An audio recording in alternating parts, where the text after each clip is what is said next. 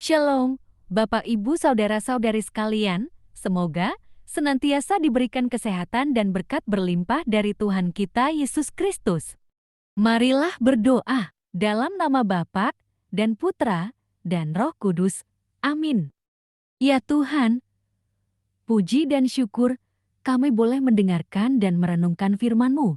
Semoga kami dapat melakukan kehidupan kami sesuai dengan firman-Mu. Amin. Bacaan dari kitab Yesaya 30, 19-21,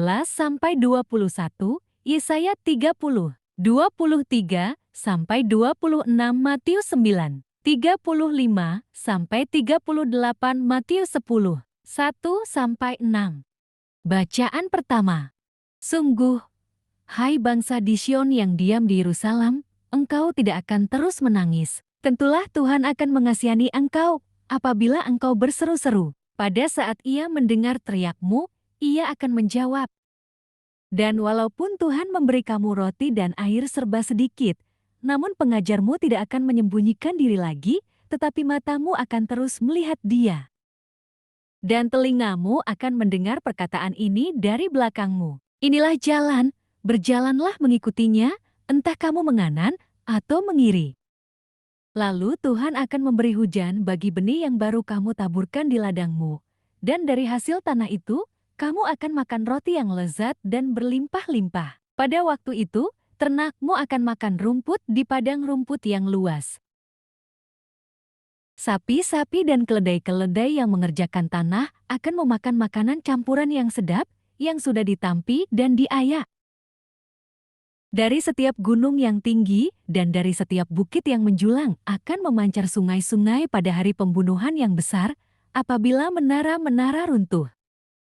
Maka terang bulan purnama akan seperti terang matahari terik dan terang matahari terik akan 7 kali ganda, yaitu seperti terangnya 7 hari. Pada waktu Tuhan membalut luka umatnya dan menyembuhkan bekas pukulan. Demikianlah sabda Tuhan, syukur kepada Allah. Bacaan Injil. Belas kasihan Yesus terhadap orang banyak. Demikian Yesus berkeliling ke semua kota dan desa. Ia mengajar dalam rumah-rumah ibadat dan memberitakan Injil Kerajaan Sorga serta melenyapkan segala penyakit dan kelemahan. Melihat orang banyak itu, tergeraklah hati Yesus oleh belas kasihan kepada mereka, karena mereka lelah dan terlantar seperti domba yang tidak bergembala. Maka katanya kepada murid-muridnya, tuaian memang banyak, tetapi pekerja sedikit. Karena itu, mintalah kepada Tuan yang mempunyai tuaian, supaya ia mengirimkan pekerja-pekerja untuk tuaian itu. Lalu Yesus memanggil ke-12 muridnya dan ia berpesan kepada mereka, janganlah kamu menyimpang ke bangsa lain atau masuk ke dalam kota orang Samaria.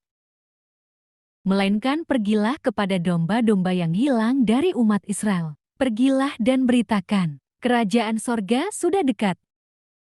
Sembuhkanlah orang sakit, bangkitkanlah orang mati, tahirkanlah orang kusta, usirlah setan-setan. Kamu telah memperolehnya dengan cuma-cuma, karena itu berikanlah pula dengan cuma-cuma. Demikianlah Injil Tuhan, terpujilah Kristus. Pelayanan belas kasihan Allah. Kerajaan Allah adalah kerajaan di mana suasana kehidupan penuh dengan belas kasihan. Demikian Yesus memberi teladan berkeliling ke semua kota dan desa. Dia mengajar dalam rumah-rumah ibadat dan memberitakan Injil Kerajaan Sorga serta menyembuhkan orang-orang sakit dan kelemahan. Tampak jelas betapa Tuhan Yesus mudah tergerak hatinya oleh belas kasihan tatkala dia melihat banyak orang yang sakit, lelah, dan lemah. Mereka bagaikan domba-domba yang tidak memiliki gembala, seolah-olah mereka tidak mempunyai pemimpin yang mengasuh dan mengasihi mereka. Para pemimpin masyarakat dan pemimpin agama tidak peduli terhadap kesengsaraan mereka. Para pemimpin hanya memperhatikan kepentingan kedudukan dan kekuasaan dalam agama. Hal itulah yang mendorong Tuhan Yesus menolong mereka. Dia melenyapkan berbagai penyakit dan kelemahan mereka. Dia sungguh-sungguh menghadirkan shalom, damai, sejahtera, dari kerajaan sorga. Damai sejahtera itulah yang kemudian dihadirkan oleh Allah bagi gereja-gereja di dunia. Oleh sebab itu, gereja diperintahkan untuk memberitakan damai sejahtera kepada seluruh dunia. Gereja dalam kehidupannya perlu mempraktikkan sikap seperti Yesus yang tergerak hatinya oleh belas kasihan tatkala melihat rakyat yang menderita letih, lelah, lesu, lemah. Allah telah memberkati gerejanya, maka gereja juga harus membagikan berkat-Nya kepada masyarakat umum. Demikian juga kita sebagai pengikut Kristus harus memiliki sikap yang sama dengan Yesus. Kita semestinya peduli kepada orang yang menderita dan perlu bersungguh-sungguh dalam memberikan pertolongan kepada sesama.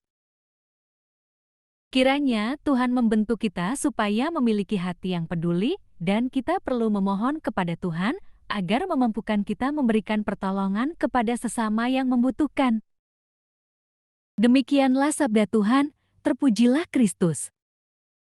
Terima kasih Tuhan, kami telah mendengarkan firman-Mu, semoga kami dapat mengikuti teladan Yesus Kristus yang selalu tergerak hatinya menolong yang letih, lesu dan lemah. Amin. Terima kasih, Bapak Ibu Saudara-saudari sekalian telah mendengarkan firman Allah di channel kami. Semoga Bapak Ibu dan Saudara sekalian tergerak hatinya untuk mendukung dan support-Nya untuk memberikan subscribe, like, share, dan nyalakan notifikasinya. Terima kasih, Tuhan Yesus memberkati. Amin.